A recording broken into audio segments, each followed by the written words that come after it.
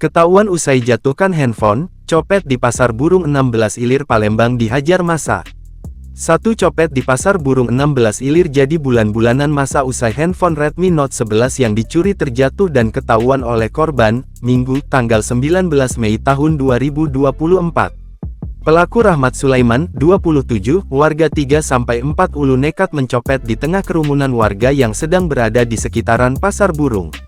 Setelah ketahuan, pelaku langsung digiring ke pos Polantas Bundaran Masjid Agung kemudian diserahkan ke Reskrim Polrestabes Palembang.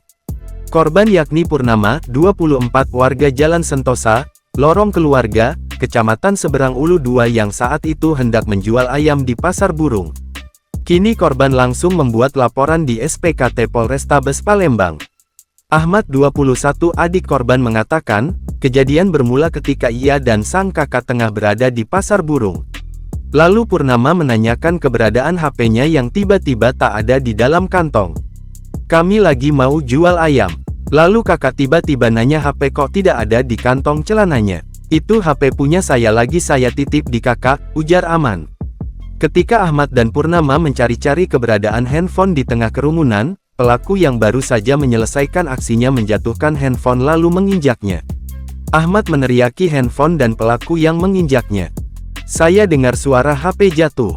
Ketika pelaku mau masukkan ke kantong celana dia, HP jatuh lalu diinjaknya. Saya teriaki dan pelaku dihajar massa, katanya. Ia menduga pelaku tidak beraksi sendiri sebab ketika warga menghajar ada orang yang berteriak kalau pelaku adalah temannya. Ada yang teriak kalau itu teman dia, tapi tidak saya cari nanti yang pelaku ini malah kabur, katanya. Ketika diperiksa pelaku mengantongi kantong kresek plastik yang digunakan untuk melapisi tangannya ketika beraksi. Ada kantong kresek kosong yang dia pakai supaya licin ketika merogoh handphone saya, katanya.